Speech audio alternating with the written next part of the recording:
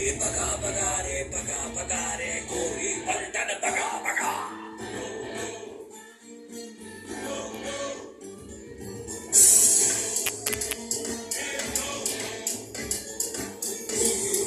सत्तावन में मंगल पांडे की ललकार,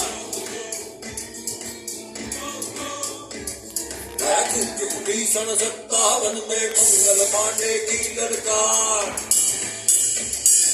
क्या करो भारत छोड़ो जाओ अपने देश से बाहर। रानी झांसी ताकतों पे, रानी झांसी ताकतों पे, नानाजी दिल्ली दरबार। उठो उठो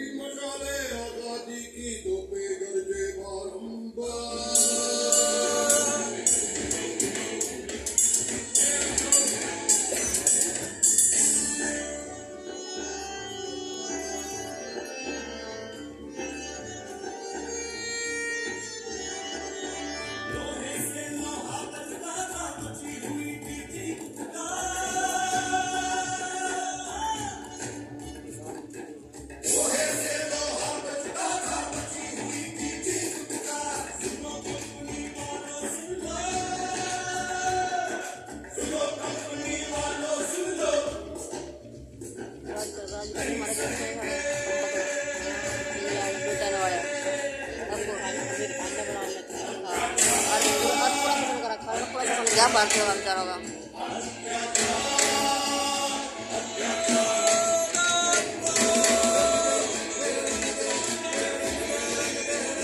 हमारा भारत इतना बढ़िया था, मतलब सब लूट के लेकर नाम खाली करके हमारा देश, हर चीज़ की पैदावार हो गया, हर चीज़।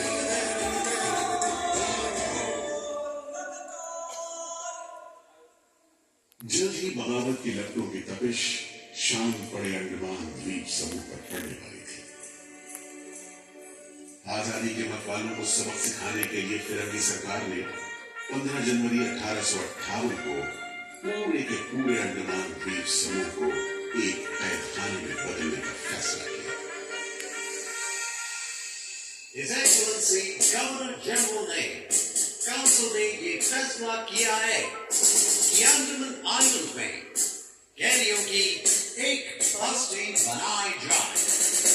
इसमें शुरू में ऐसे ब्लूप्रिंट रखे जाएं और राजद्रोह और इससे ताल्लुक रखने वाले दूसरे अपराधियों के लिए कैद या देश निकालने की सजा दी जाएगी। और इस तरह अंडमान द्वीप समूह की पुरानी खाड़ी का नाम लेफ्टिनेंट आर्चिबाल्ड ब्लेयर के नाम पर पोर्ट ब्लेयर रखकर मुजरिमों की बस्ती कायम की गई। सन 57 के वीरों के नक्शे कदम पर कुछ ही साल बाद अंडमान की धरती पर पैर रखे वहाबी आंदोलन के राजनीतिक बंदी 1860 से 1872 के बीच बहुत से वहाबी आंदोलनकारी अंडमान भेजे गए। सरहदी सूबे का रहने वाला एक पठान शेर अली आफरीदी भी अंडमान में उस समय उम्र कैद की सजा काट रहा था और अंग्रेजों से बदला लेने के लिए मौके की तलाश में।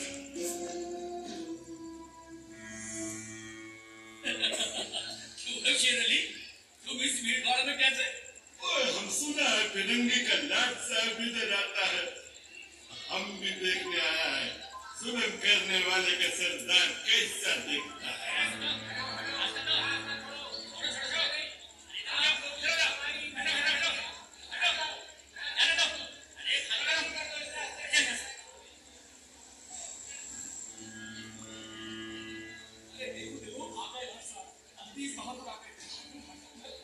मिस्टर बेल, मैं सोचता हूँ कि इस खूबसूरती के बीच रहने के लिए प्रिजनर होना भी मैं एक्सेप्ट कर लेता।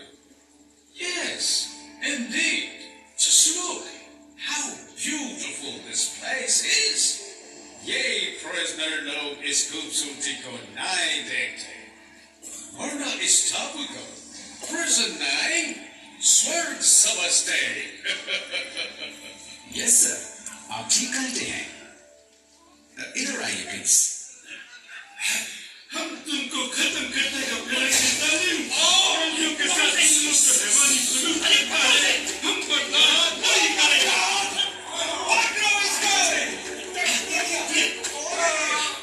शेर अली है, सजायाफ्ता कैदी, सजा में रियायत पाकर नाई की दुकान चलाता है। जैसा कि होना था, शेर अली को फांसी हो गई।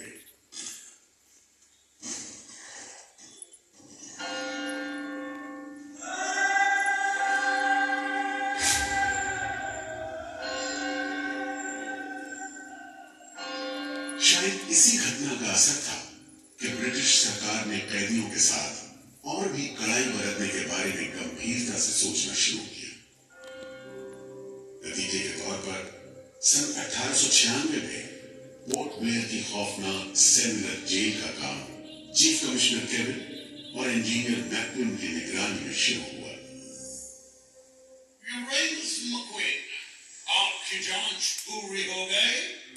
यस सर, हमने पूरा टापू का मुआयना कर लिया है।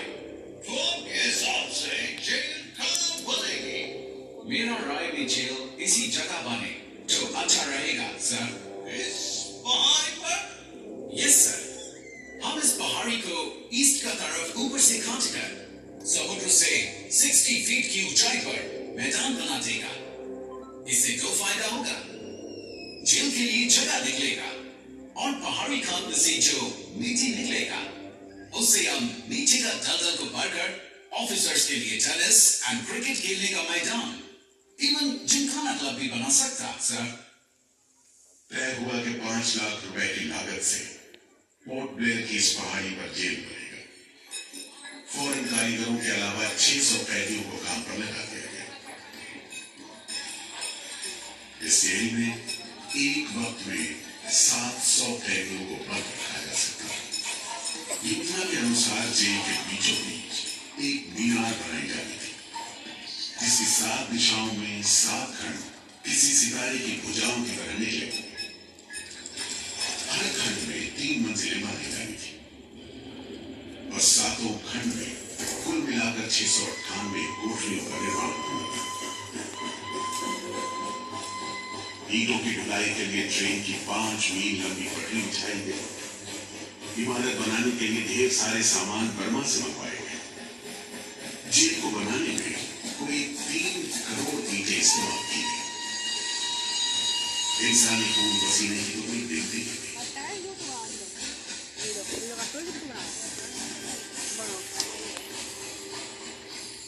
सुबह दोपहर शाम रात घोड़े चलते रहे और काम होता रहा।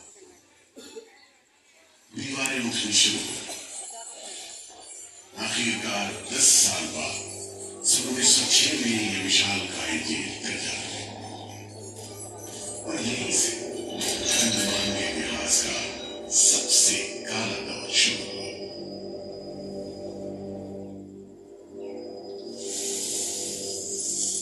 हाँ, सच कहते हो। आज भी उस दौर को याद करके झुरझुरी सी हो जाती है। मैं पुराना पीपल का पेड़ जेल खाना बनने के इस लंबे अरसे में हर रोज अपनी जान की खैर मनाता रहा, क्योंकि इस पहाड़ी पर उगे हुए घने जंगल साफ करने के दौरान बहुत से लोग थे जिनका ख्याल था कि मुझे भी और पेड़ों की तरह काट गिराया जाना चाहिए, लेकिन मैं बच निकला। मेरी किस्मत में शायद खड़ा रहकर इस जेल में होने वाली यातनाएं देखना लिखा था। हर एक कैदी जेल के फाटक के भीतर आकर मेरी डालियों के नीचे से ही निकला है।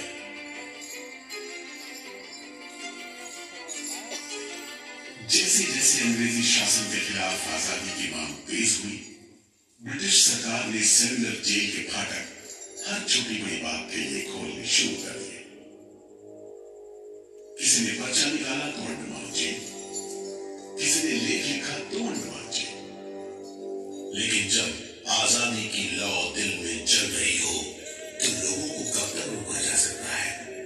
20वीं सदी शुरू होते होते फिरंगी सरकार के खिलाफ जंग में तेजी आ गई। अलीपुर षड्यंत्र कांड, चटगांव डकैती कांड, काकोरी कांड, लाहौरी बम कांड, मोगला विद्रोह, नासिक षड्यंत्र, कितने मामले गिनवाए, ये सूची लंबी है। लिहाजा एक नए किस्म के अभियुक्तों ने अंडमान की सेल्यूलर जेल में कदम रखा। ये नई किस्म थी क्रांतिकारियों की। क्या शानदार लोग थे, मस्ती में झूमते, गीत गाते जेल में कदम रख रहे थे, मानो जेल नहीं मंदिर जा रहे हो। आजादी के ये परवाने देश के कोने कोने से आए थे। सरफरोशी की तमन्ना अब हमारे दिल में है, देखना है जोर कितना बाजुए का दिल में है, वक्त आने दे बता देंगे तुझे आसमां, तुम अभी से क्या बताएं, क्या हमारे दिल में है। सोहन सिंह भगला हाजिर। मोतीलाल वर्मा हाजिर। पंडित परमानंद शास्त्री हाजिर है। बटुकेश्वर दत्त हाजिर। सत्येंद्र नाथ सान्याल हाजिर। उल्लासकर दत्त हाजिर। पृथ्वी सिंह आजाद, पृथ्वी सिंह आजाद हाजिर। हर आदमी के दिल में स्वाधीनता की लौ जल रही थी। इस जोत को बुझाने का काम ब्रिटिश सरकार ने जिस अफसर को सौंपा, वो था सेल्यूलर जेल का जेलर डेविड बेरी। जमादार, जी हुजूर। जी हुजूर, नया कैदी लोग आया? जी सरकार, सभी लाइन से खड़े हैं। ठीक है, सुनो, इनसे कह दो कि इस जगह पर हम शेर को पालतू बनाता है। तुम जेल का दीवार देता है, जानता है इसको इतना नीचे क्यों बनाए? इधर से कोई भागने को नहीं सकता। यह सब तरफ 1000 माइल्स तक पानी है और ऊपर खुदा है, और तुम हमको देखता? हम इधर का खुदा है, डेविड बेरी। Get it?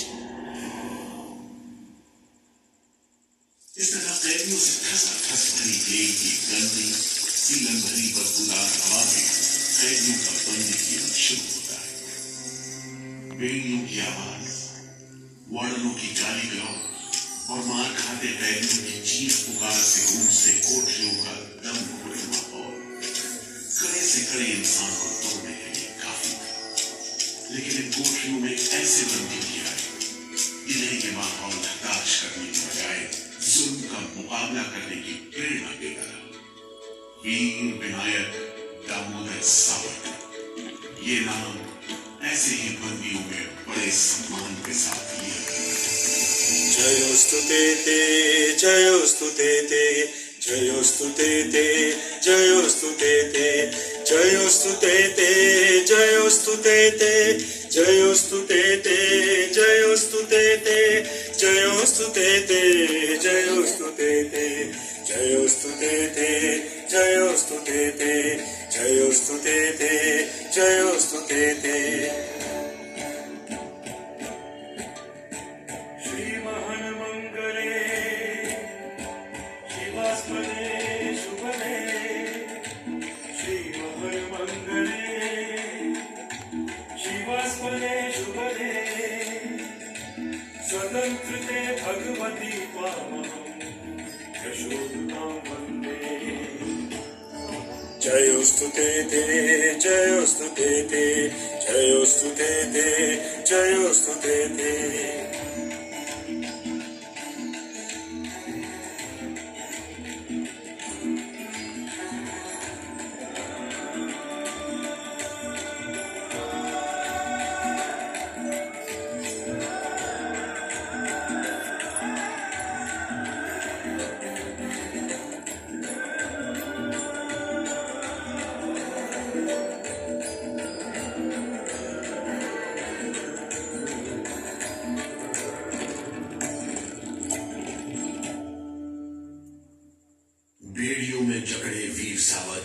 जब सेल्यूलर जेल के अहाते में दाखिल हुए तो उनकी जंजीरों से जुड़े लोहे के पट्टे पर उनके जेल की मियाद खुदी हुई थी 50 बरस।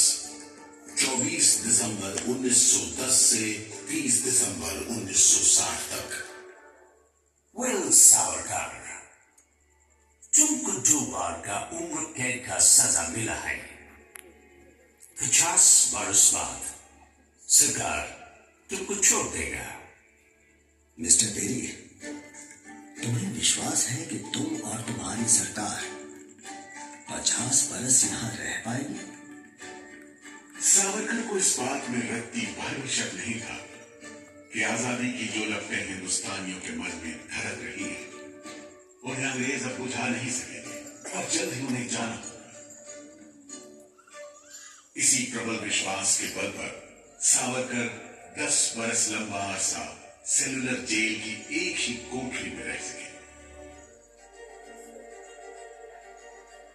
उन्हें बहुत ही खतरनाक कैदी करार देते हुए इतने कड़े पहरे में रखा गया था कि उनके भाई गणेश को 2 बरस तक पता भी नहीं चला कि वीर सावरकर उनके ही नक्श कदम पर चलते हुए सेल्यूलर जेल आ पहुंचे, जहां वर्षों की तकलीफ है, जेलर के जुल्म है, कड़ी मेहनत और निकाम धकेलापन है, जहां जिंदगी 13 फुट लंबी और 7 फुट चौड़ी कोठरी में सिमट कर रह करती है।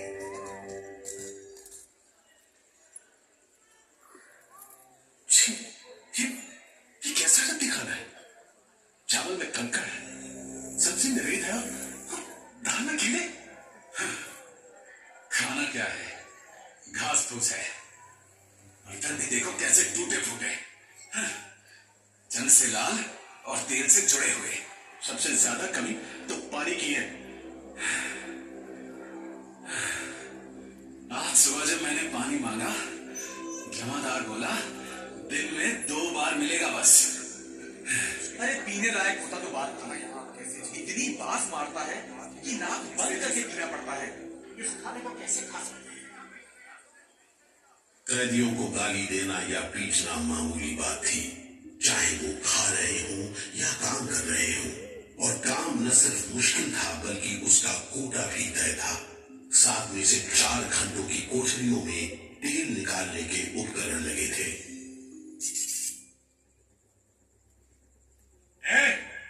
इंदुभूषण, सुधीर, हेमचंद, तुम लोग इधर चलो। नारियल के बोरे उठाओ।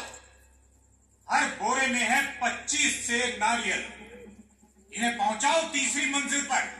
शाम तक हर आदमी को 30 पाउंड तेल निकालना है, समझे? हम इतना तेल कैसे निकालेंगे? वो मशीनें तो हाथ से चलानी पड़ती हैं। सगवान मत लड़ाओ बदमाश। जो हाथ बम पिस्तौल चलाते हैं वो मशीन नहीं चला सकते। चलो जल्दी करो, भाग कर जाओ और काम करो।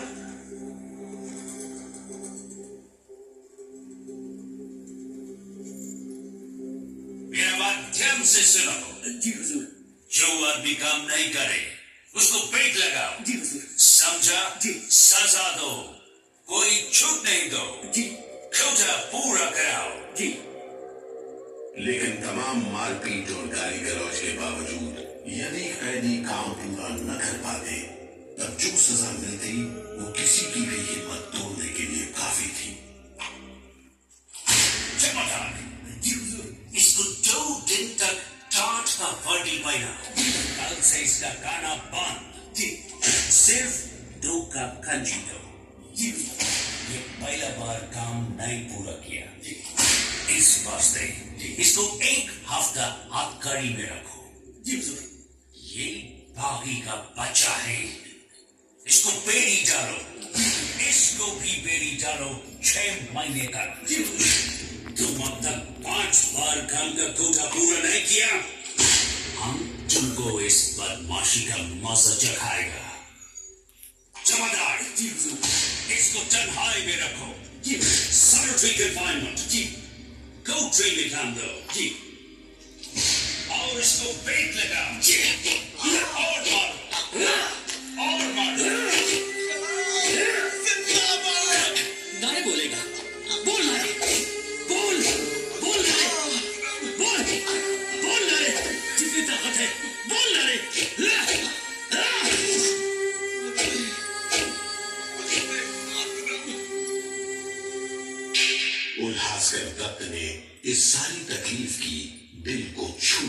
वाली तस्वीर खींची है। हमारे गांव में तेल के लिए कोल्हू में बैल जोते जाते हैं। वो भी दिन में 10 से 12 सेर से ज्यादा तेल नहीं निकाल पाते। जेल में मुझे 2 और कैदियों के साथ बैल की जगह जोत दिया जाता था और हमें शाम तक 1 मन नारियल का तेल निकालने का काम सौंपा जाता। जमादार हमें दौड़ने पर मजबूर करते और रफ्तार धीमी होने पर कोड़े मारते। हर रोज न जाने हम कितनी बार लड़खड़ाते, गिरते और मार खाते, और ये सिलसिला निरंतर चलता रहा। हुजूर, ये काम करने से इनकार करता है। क्यों काम नहीं करेगा? जैसा बर्ताव ये जमादार करते हैं उसमें मैं काम नहीं करूंगा। मारपीट और सजा का नतीजा ये हुआ कि उल्हासकर ने 7 दिन के बाद खाना पीना और बात करना भी बंद कर दिया। वार्डनों का ख्याल था कि उल्हासकर पागल होते जा रहे हैं, लेकिन जेलर बेनी ने इसे नाटक बताते हुए उल्हासकर को बिजली के झटके लगाने का हुक्म दिया, जिसके बाद उल्हासकर 3 दिन और 3 रात बेहोश रहे। उसके बाद कहीं जाकर डॉक्टर को बुलाया गया। सुनो मिस्टर उल्हासकर, हम जानते हैं तुम अपने मुल्क का आजादी के वास्ते ये करते। हम तुम्हारा काम को ठीक नहीं समझता, लेकिन तुम अभी जवान है। एक दिन अपना सजा पूरा करके वापस अपना मुल्क जाएगा, तब अपना हाथ से जान क्यों लेता? क्या तुम डरपोक है?